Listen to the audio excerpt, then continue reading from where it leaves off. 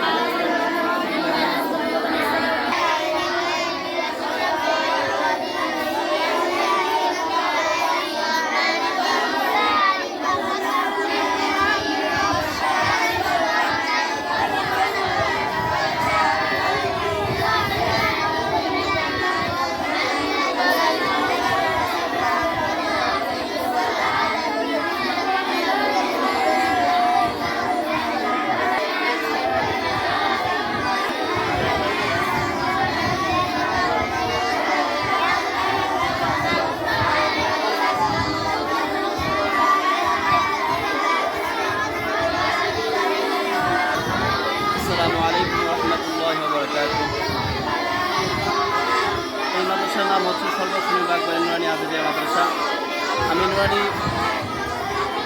আমি নুরানি জামাতে পড়াচ্ছি। এখানে যে সমস্ত ছাত্ররা পড়ছে তারা হচ্ছে শিশু এবং নুরানি প্রথম শ্রেণীতে পড়তেছে।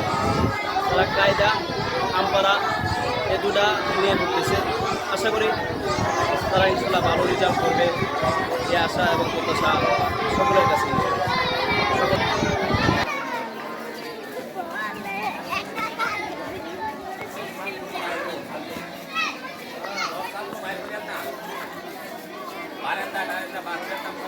Sorry.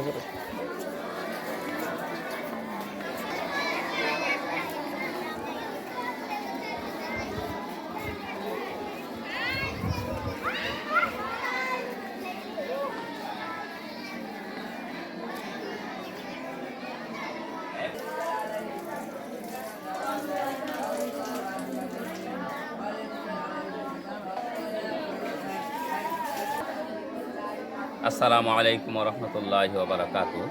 সম্মানিত ভিউয়ার, আমি মোহাম্মদ গোলাম রব্বানী স্বল্প সময় বাগবাড়ি মাদ্রাসার মোহতামিম পদে নিয়োজিত আছি।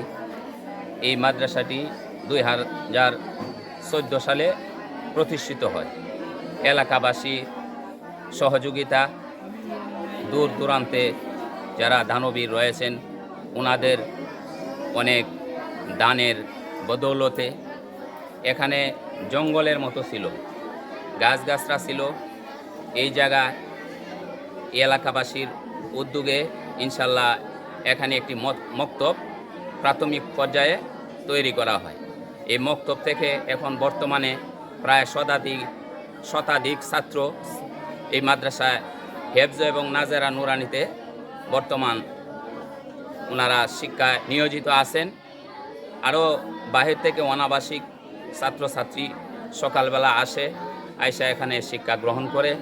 কিন্তু খুবই দুঃখের বিষয়, যেটা না বলে পারছি না, আজ পর্যন্ত এই মাদ্রাসায় একটি অফিস কক্ষ তৈরি করতে পারি নাই অর্থের অভাবে। যাই হোক, আপনাদের সকলের প্রচেষ্টা এবং দান খয়রাতের বদৌলতে এ পর্যন্ত আল্লাহ তাআলা এই প্রতিষ্ঠানটিকে এ পর্যন্ত আগায়া দিয়েছেন। আশা করি আপনারা সকলেই যারা দানবীর আছেন, ধনাঢ্য ব্যক্তিবর্গ আছেন, আপনাদের সকলের আন্তরিক সহযোগিতা, সাহায্য সহযোগিতা একান্তভাবে কামনা করি। আশা করি আপনাদের যদি একটু সুদৃষ্টি মাদ্রাসার প্রতি পড়ে, তো মাদ্রাসার এই অবস্থা থাকবে না। এখন এই টিন সেট গড় ছাত্রছাত্রীরা থাকতে খুবই কষ্ট পায়, যার কারণে একটি পাকা বিল্ডিংয়ের অতীব জরুরি।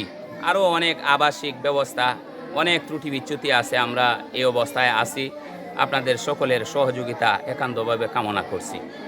আসসালামু আলাইকুম রহমতুল্লাহি ওয়া বারাকাতুহু।